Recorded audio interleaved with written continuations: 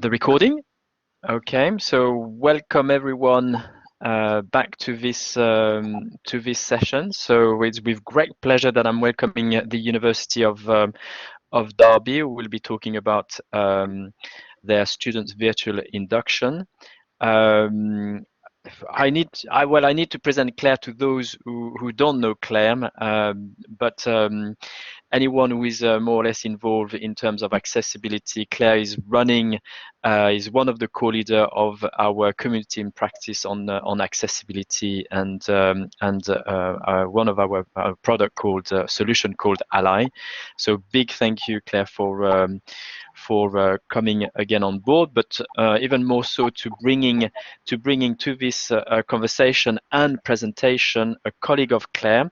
Her name is Charlie Foster Phillips. So Charlie, welcome to TLC for the first time, and it's great, always great to have new colleagues coming to share their work. So Charlie Foster Phillips is a student and graduate engagement manager within the Center for Students' Life at the University of Derby. Charlie manages two teams, Students Experience Project and Students Engagement and Events. And to enhance students' experience, the team advocate a students' co-creation ethos, working on targeted institutional projects and events to create environments where transformational education can flourish. So thank you for joining us today, and over to you, Claire and Charlie, for this presentation. Thanks, Hervé. Thank you for the lovely introduction. We're very thankful to be here today to share with you the project that Charlie's led on and I've got involved in. So we hope to just take you through a bit of a story on what we've been up to at the university for the past few months. Oh, that took us, hang on, that's just gone too forward. I'm getting enthusiastic with my clicking already. So the aims of our presentation this morning. So we're going to talk to you and describe the strategy that the university used to create our student virtual induction, and that's Charlie's going to present that. She project managed this huge project that took right across the institution. And then we're going to come along and explain how it was built into Blackboard and the challenges that we resolved along the way. And then we'll sum up about sharing the impact and the significance of the project as it's developed and how that impact has had on the wider university and how we've measured that. And then at the end, we've also left plenty of time for questions and conversation. So I'm going to hand you over to my colleague, Charlie. Lovely, thank you, Claire. So I love this summary on the screen. So it's lovely to see how a project that you've worked on in all of your blood, sweat and tears can then just be summarised in 2 succinct paragraphs. But today, yes, we're going to explore in more depth and detail how we executed an online central student induction in 3 months with huge success. And we've only got a few scores to show, haven't we, Claire? So generally, over 80% of our student population have been active within the induction, so that equates to over 16,500 students. And then this has been a new central induction, and the information has provided new and continuing students key information prior to their on-site activity, and this is just to ensure that they were fully prepared for their teaching and learning experience and that they could make the most of their on-campus activity, which I'm sure we're all aware it felt a little bit different for September 2020. Back to you, Claire. Let me just move. Right, so we've got our first poll question of the session. Oh, I keep clicking the button, sorry. So yes, so we would just like to explore, did you have a student virtual induction at the start of this academic year? And it's just a simple yes/no question, and I'm hoping one of my lovely Blackboard moderators is just going to provide that poll for us. Waiting for it. It's coming. I'm not going to touch it because last time I spoiled it, so I'm waiting for my colleague Dennis to do it. Hopefully he can. Yes, excellent. So it's only a yes/no question. So dun dun dun. The suspense is building. Oh, maybe it's not coming. Maybe we have an issue with the poll. No, it's not. I I tried it twice already. So I wasn't spoiling it early on. It's just No. a faulty a momentary. So yeah, let's do it in the chat. Yeah, let's it looks, oh, it's coming because It's someone there has now. unlocked it. Excellent, We've got enough. excellent. So, did you have a student induction at the start of the academic year, virtual student induction? Yes or no? I don't vote now. I can't see anything progressing, so I hope.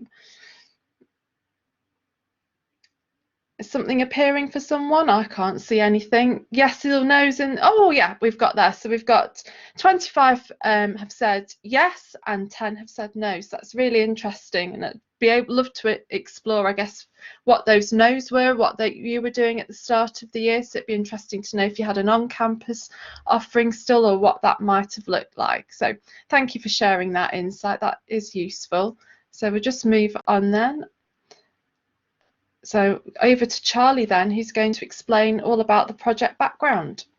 Lovely, thank you. So yeah, we're just going to explain why we embarked in this journey. But before the pandemic, and obviously a lot of work has then come out of the pandemic, and I saw some really good, interesting chat on Twitter last night about how we've really progressed and done things differently because of this catalyst. But before then, the data was actually telling us a bit more of a story of the disparity in experiences across our disciplines. We did have issues communicating the breadth of opportunity inside and outside of our curriculum, and we could see that because it was developing through value for money conversations. And then we also, like many that we've talked about this morning, had a number of issues with then sense of belonging, and then students feel fully integrated into a learning community. And we all know how that has impacts on conversion rates and student retention. So the story was already coming through our insight. However, we had a pandemic, and I'm sure we're not then the only institution that have really then upskilled and changed practices. But yes, it was definitely a catalyst for this project coming to fruition. So with the project then, collaboration has really been the key to success for this, because it's been a whole institutional project.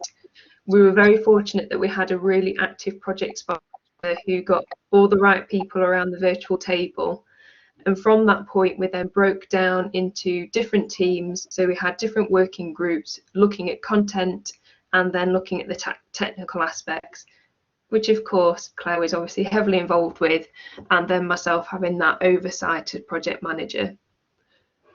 So to give you a bit of understanding, the scope then of the project included new and returning HE students. These were on-campus students, so you're looking at undergraduate, postgraduate, full and part-time. So our only excluded population then was the University of Derby online provision, so UDOL, as they've already got their own online processes. Our partnerships, both UK and international, were excluded, and then we've also got a cohort of students working at Buckden Leet College, so our FE students were excluded. So just that gives you an understanding of the breadth. Virtual induction then was accessible from around the end of August after matriculation, and then it was in advance of teaching, and it equated to around 12 hours of online learning. And then this content has been accessible all the way through the academic year, so students can continually go back and refresh when needed. So with the learning intentions then for the content, we did do a lot of research prior to creating the structure. So we drew on lots of previous experience of on-campus induction. We took a lot of research from a transition project that the University of Derby had already delivered in previous years, but then we also took briefing documents that came out from Universities UK, Quality Assurance Agency. We had student minds and really looking in depth at the advanced HE framework, just to give us that little bit of structure. But then we obviously made it Derbyfied, as we like to call it, and we took again that learning from an applicant survey that we'd produced. We'd had student insight, we've got the Strong Students Union who provided a lot of feedback mechanisms for us. So all in all, we created a framework of learning intentions. So by the end of virtual induction and first semester, students then will have learnt and then changed their behaviours depending on the learning intentions. So these then categorised into 4 different areas. So we looked at inclusive environment, enhancing your experience, learning and teaching, and then learning community as well. So with the content, really liked this. So we wrote this from different perspectives of Union of Students, the part-time officers. So at the start of each unit, there is a video then summarising the unit's content. So it was a fantastic experience for students because they would listen to the video, which just provides a quick summary. And then when you continue to read through the content, it was like the part-time officer was telling you a story and you could hear their voice all the way through. So this this technique really brought the content to life and made it really engaging for the students. Just to give you a brief overview of the content then, just to give you a bit of a flavour. So we had welcome messages from our Vice-Chancellor and Union President. It covered our student code of conduct, student regulations and policies. We had information about co-curricular activity, how to use the library services, how to access wellbeing. We had a section about how to debunk university terminology. Obviously, we'd gone into blended learning, so we then explained fully what that meant. We embedded quizzes all the way throughout, so students could check and reference their knowledge. We had a specific unit for our apprenticeship students. So again, we've got a large cohort at the university, and it was a prime place really for them to understand their regulations and how their experience will differ being an apprenticeship student. So we made the most of virtual induction to explain that. We'd obviously made lots of changes over the summer to our campus for social distancing. So we had information about that. We had pictures, videos of what campus would look like, face coverings information. We had messages from academics. We even went into detail about explaining different roles across the university. So like, what does a technician do? What does their day look like? And how can they help you in your studies? So all of this then aimed to provide that foundation of knowledge for students, so when they were starting teaching, they were then ready and they were primed, and then they could use all of those opportunities all the way throughout their studies, and just to ensure that their learning experience was transformational all the way from the start. Okay, back to you, Claire. Thank you. So we've got another poll question at this point before we move on. So it was a little bit exploring, when do your students get access to Blackboard and can access content? So is that pre-enrolment, during enrolment, or upon confirmation of enrolment?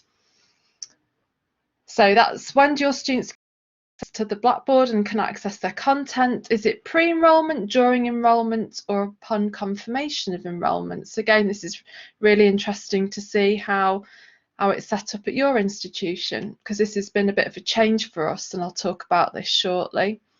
Can I see the results of this poll emerging? Here you are, because it's working and democracy is in action. Super. So I can see, 16 is upon confirmation of enrolment. We've got 7 during and 7 pre. So pre-enrolment, really interesting. For us, we were in that majority as well. It was upon confirmation of enrolment up until the start of this academic year. So we'll go on and take a little look at that. So I think with projects like this, with Charlie and the project team coming then with this build of the content and how we made that accessible to our students and made it timely was really important part of the project. So it actually led us to review some of our university Blackboard principles. And I think what's really interesting about projects like this is they perhaps sit on the back burner for a long time, and it's stuff that we'd always want to get around to reviewing, investigating, but I don't think it's ever been a priority up until last summer and the start of the academic year. So in order to enable all the ambitions of the student virtual induction, we then had to really start digging into Blackboard and start understanding and challenging some of our own assumptions and some of our own processes.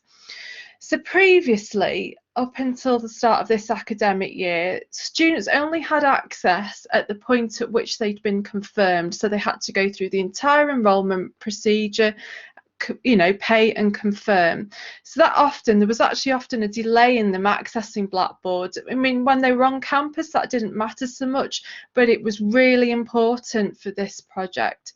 So we met as a project group and we altered the process so that the point of matriculation and then them entering a programme choice within the enrolment process, they then got access to the virtual induction on Blackboard and their programme area as well. So that was quite a huge development for us, and I think made it much more timely for the students to get onboarded. The other challenge that we had, there was actually no real singular start date for all our students. So for example, the main start of the main cohort is in September. However, we have students like trainee nurses and trainee teachers who start a little bit earlier. And then we also had the challenge of what about the late starters, those that come later through clearing.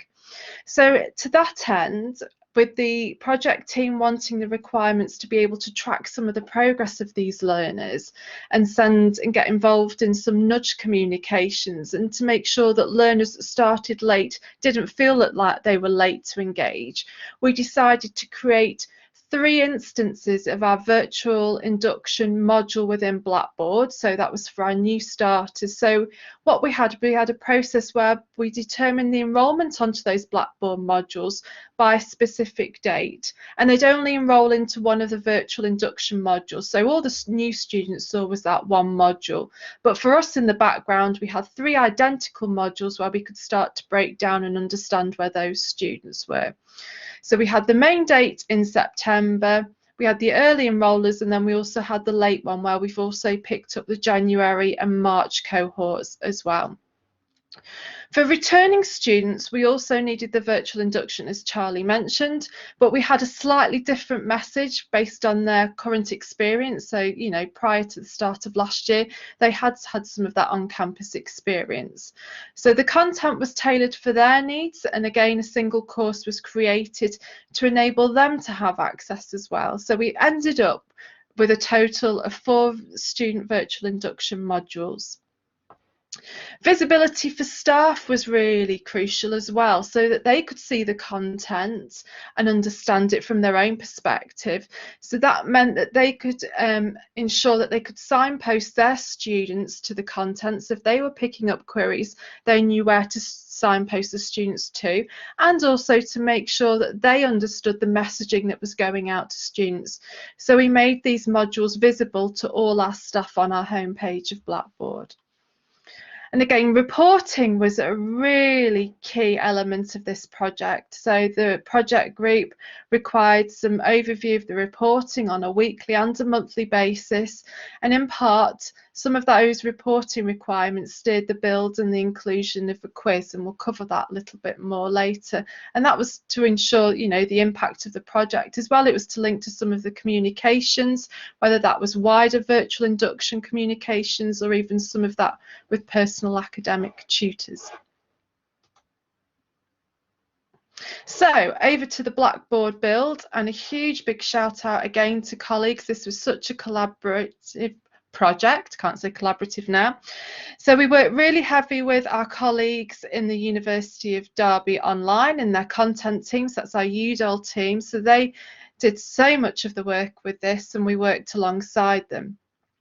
So once we had the finalised content in a Word document, it was handed over to our colleagues in UDOL, and they used their skills and expertise to create the content. So we supported again with building around the native Blackboard elements, and on the screen you can see some of the examples. I've just pulled out some parts so you can see the headings that we've used. As Charlie mentioned earlier, it was written from the perspective of our part-time officers, so you can see there the welcome that's been provided by one of our students and just some examples of the content. So there was an introduction from a student in each section, and we had video content from staff across the university, including our Vice-Chancellor, the Union of Student President, our programme leaders, and we recorded all these out into Panopto and shared them into the module. For the module itself, we also used a similar module template to those that we use on all our on-campus modules, so that the students would start to get that flavour and understand the consistency of approach, so it wouldn't be too jarring when they left the virtual induction and began to look at their module content. We built out the content into the virtual induction using the learning module tool. So as you can see, we split it down into units. So welcome to the university, where do I find everything? How will I support? How will I learn? How can I get more experience? What do I need to do next? And then we also had a section for our apprenticeship students with some of the more common links on everything that you'd find in the normal Blackboard module template. The content was stored. We made use of the content collection so that we could repurpose the content across all the modules, and therefore any tweaks that we needed to make along the year we could apply in a single place, and they could be applied to all three without any further work. We also used Microsoft Forms, so we had a final option in each of the modules was a survey, so that was built out into Microsoft Forms. So yeah, that was the Blackboard build, and then as part of that we had some of the formative interactive elements, so like knowledge checks, and to encourage some active participation, and these were built by our skilled colleagues in UDOL using their bespoke tool. So you can see I've illustrated some of that there in front. So there was little knowledge checks as they went along, just to test their understanding and to make that a little bit more interactive. All our new students had a quiz to complete to check their understanding, and again this was built in the Blackboard quiz tool with in the Blackboard quiz tool. My team got involved with that, and then we also created a digital badge as an option that they could claim once they've got that 100%. And at the University of Derby we currently use Open Badge Factory, so we were asking the students to go out and claim a badge. So that's a little bit about the build. I'm just going to move on to talk to you a little bit about impact and reporting. So one of the, again, I've said the biggest requirements was just to understand the impact and how the students were consuming this. So we needed to really up our reporting. So again, big shout out to Blackboard colleagues. We worked with them to help us get our analytics for learn reporting that we needed to satisfy the project and the university requirements. So we worked collaboratively with them. I can't say collaboratively, and I keep attempting it. So we worked with them, and we had some lovely reports built into Analytics for Learn. So I've just got a screenshot on the screen here of our pyramid analytics reporting and some of the reports that we were using. So we were looking at areas like number of active users, users who hadn't accessed, accesses by date, etc. So that was the type of insight that we wanted. So over to the numbers. So this is about impact and data. So this is showing, this is the type of reporting that we were doing on a weekly basis at the start, and then progressing to a monthly basis. So from the reports we could see that the data proves that the students are accessing the module and are actively engaging with the content. So we can see that 88.3% of our new students were active on the virtual induction, which we think is a really great success measure there. That's 80% overall. We were tracking the no accesses and the percentages, so we're sending out some nudge campaigns across the back of that. Again, so you can see that we've had 16,000 users enrolled on these modules, and over 13,000 of those have been active within those courses. So that's some great success that we've had there. And then also we looked at how our badges have been claimed. So we have 501 digital badges have been requested by students to recognise their achievement in getting 100% on the knowledge checks. That was a knowledge check that we embedded just for our new students, and that equated to 68% who achieved 100% on the quiz requested a badge. So again, that demonstrates those high levels of engagement that we saw. So I'm just going to hand over to Charlie on the student feedback. Thank you. So with student feedback, we use theory of change methodology as our evaluation tool. I'm quite familiar with this. So my previous role was working in outreach, and when you have to evidence every penny that you spend on a government project, then using methodologies like this are really useful. So after completing virtual induction, as Claire said, students were then given that opportunity through the Microsoft form to provide us feedback on their initial experience, and then to see on a medium scale to see if virtual induction had then changed their behaviours. We included questions within the welcome survey. So welcome survey goes out around the end of October, so we could then see those longitudinal medium-term changes to their knowledge. So that was really good to understand, so we could do that analysis and see that students were then evidencing changes in their behaviours due to their learning.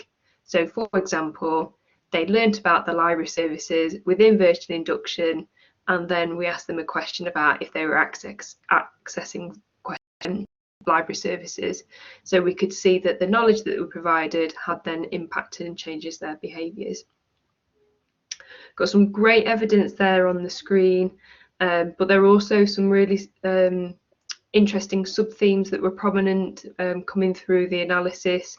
So students were saying that they'd had a better understanding of university services, they had a greater understanding of digital resources, they understood how to use and navigate our University of Derby online platform, Blackboard and Microsoft Teams. So within the content, we'd done user guides as well, so that was really helpful to help navigate students in this new digital environment. For learning community, students really enjoyed seeing the opportunity to see actual people's faces of key university staff. So when they were coming onto campus, they knew exactly who that they were talking to, and they could see those familiar faces. They really enjoyed kind of learning differently, using the interactive elements of virtual induction. They really also liked the decoding of the university language. So the University of Derby has a high proportion of widening participation, and students, and a lot of university language that we use is not their normal terminology. So we took the time to enable us to decode that, especially what does a level mean, what does a stage mean, what does a lecture mean, what does a seminar mean, and we took that time, and students really appreciated that. The video content that supported the written content was really helpful to then further explain points and pick out points that they needed to focus on. And they really liked that the part-time officers were from different backgrounds, different levels and different courses. And some of the comments coming through was that students felt less anxious about starting their course because they could see the diversity within the university, and straight away they saw people that looked like them and felt comfortable.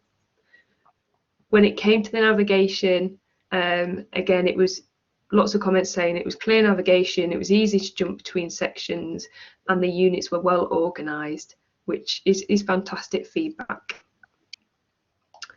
So moving on to staff feedback. I mean, what else can you say, really? This is definitely our favourite piece of feedback from an academic. Just to say that we should have always had this is just the cherry on the cake, really. such positive feedback from our academics, because the foundation of knowledge then allowed them to really go deeper into their discipline level. Professional services as well, so people like the library teams and the career teams and wellbeing teams, they've also evidenced higher engagement rates, which has actually been a really positive outcome for these services, because again, students have got that good foundation, that level of knowledge to understand why they should be accessing those services, and then what the services, it's allowed the service to do is target their provision. So when a student does engage, they can provide more in-depth support and guidance rather than just general instructions and general information about their service and how a student would use them. Okay, then back to you, Claire. Thank you. So the other one, just to mention as well as, was program induction. So that underpins the student virtual induction. So once the students have gone through the general student virtual induction, they were then signposted into their program areas. And again, that was a different shift. So normally that's delivered on campus, but again, we decided to deliver the program induction directly out of their program area in Blackboard. So we use organisations in Blackboard to have a program area for each of our degrees. So we worked with a group of program leaders to create a template that was then pushed out into all our program areas. So it was a single folder with lots of underpinning templated folders for them to include that core information to get started. So again, at a program level, that was using the functionality within Blackboard around contacts, who's who, you know, induction timetable for that week, and so on and so forth. All their live program sessions, that first live program induction was delivered from Blackboard Collaborate out of their program area. So they had all that rich program induction taking place within the platform. We also generated the student virtual induction report, so all the activity that their students had done in the virtual induction. We created a report by program area so that the program leaders or the personal academic tutors attached to that program had early insight into the cohort activity and could tailor their program induction towards the needs of their students. So if they found that students weren't accessing or hadn't already accessed Hi Will I Learn, for example, that they could then nudge their students into that specific area to take a look. So yeah, we also then had program induction underpinning that general student virtual induction. So Charlie, on to our next steps. Well, next steps, we're currently deep in it, aren't we really, Claire? Planning for September. So virtual induction now is business as usual, but obviously we've collected a lot of feedback from students and staff, so we're making those adaptations to the experience. So for example, this year we're going to do an additional unit for international students. So very similar for the apprenticeship unit, we're going to do that for the international students, just to provide targeted messages and that wraparound support. We are going to then further explore about how to evidence the long-term impact of virtual induction, as this year we'll then have that year-on-year comparison. So just exploring that currently. One, not for this year, but for next year, is definitely to explore differentiated versions. So having one version for undergraduate and one version for postgraduate. So that did come through our feedback mechanisms, but that's a bit of a bigger development and will need further kind of technical exploration. So we're going to pause that one and wait for next year. I also guess that we're waiting to see if we're worthy of the Blackboard Catalyst Award, but we have also put the award virtual induction forward for the Times Higher Education Awards alongside our new blended applied learning model as well. And then the biggest thing as well that we are implementing as alongside virtual induction is a university-wide skills programme, which will springboard from virtual induction into Blackboard modules. So we're just exploring that at the moment, but the online element will then coincide with new skills weeks that we've adapted to our academic calendar, so during the welcome and induction period in the second semester as well. So again, for the skills programme, I'm back in position as project manager, but again, I'm very happy that Claire is walking me through step by step as a very trusted colleague and advisor. So we're going to have another exciting summer. And that is me. Thank you. Yep. Thank you, Charlie. Thank you so much, Claire. Thank you, Claire, for bringing Charlie for her first time to TLC. We've learned just so much. Absolutely brilliant. And I agree with Aidan from Glasgow Caledonian University. You deserve a Catalyst Award, definitely. But it's not for us to decide. But hopefully, fingers crossed. Fantastic. Lots of comments, really good points, and some question in the chat. You mentioned, Charlie, at the beginning of your presentation, the value for money, and this is so good to see that, you know, we've been on the perception that, you know, 6 hours of face-to-face teaching when you take a degree in humanities, you know, in a British university, equates to 6 hours online. You know, okay, we do 6 hours of teaching, seminars and lecture, and we're going to do 6 hours of collaborate. And then we realize, you know, that online learning is a bit more challenging than that. And you've been able, with this virtual induction, you know, to bring in your students on board, and hopefully they don't have, you know, this perception that online is cheap and should be free. So great project. Question that was being picked up as well by Lillian from University of York regarding you mentioned, I think, 12 hours of content learning. Is that why? And what do you mean by content learning? That includes the activities and the time spent by the students to go through, you know, or is it just, you know, solidly some solid? Well, how do you quantify that? Sorry. Yes, so we're saying 12 hours of learning. So because virtual induction was open from matriculation, we estimated that students would be going through reading the content, doing the activities, and then it would push you through to further information as well. So we equated that as about 12 hours of learning. That wasn't then allocated on the students' timetable, but it was then open before that they started their teaching and learning experience. So you would hope that the students have gone through that content in preparation for their first day of teaching. Excellent. And I guess with the reporting, and by reporting you mean the data you're gathering, you have some idea as to when they're accessing this content and how they're going through. So and that was mentioned by my colleague Richard, you know, great use of data, you know, how data can provide you insight into what you are doing. And to come back to Lillian's question about this content or this module, do you include academic integrity? I think Lillian mentioned, I've lost Lillian chat. Yeah, consent matter, fire safety, etc. Yeah, so I can pick that one up again.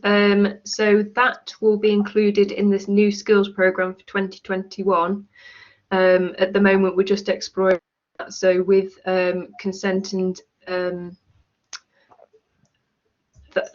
we are exploring an external to create us the content, because we need an expert to provide that information. And again, we have got a meeting this afternoon to explore where that is then going to be housed. There is an issue where it says mandatory. Universities are being recommended for things like consent to make it, yeah, mandatory, and I'm going to say the word enforced.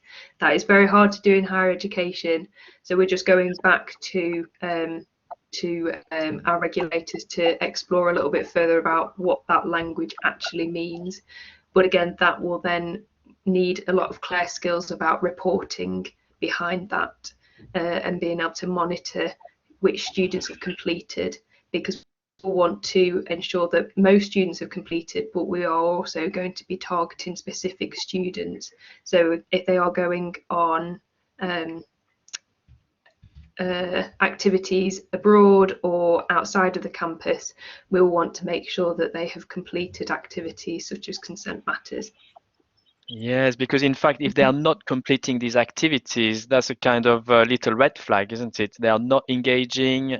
Are they going to be able to start, their studies on track by, missing? So in terms of intervention, that gives you a tool, a very useful very early on before their courses start, or when they're about to start, to say, oh, this student hasn't logged in. What's going on here?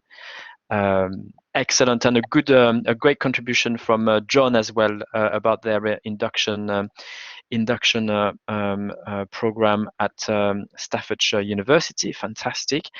Claire, I don't know if you've seen anything, or Charlie, have you seen anything in the chat I haven't picked up? Your badge, the fact that you are badging as well, has been very very well received. What are you using for badging your students? Any external tools or anything? I might have missed that. Yeah, we're currently using Open Badge Factory at the moment. They're a Finnish provider. Yeah. Are you happy? You're happy with it? Yeah. Yeah, currently, yeah. Yeah, and these badges, can students put them? Can they put them externally on their social media profile or LinkedIn or something like that? Yes, they can if they choose to do that. Yeah. Excellent, excellent. Wow, thank you so much. I'm going to stop the recording now.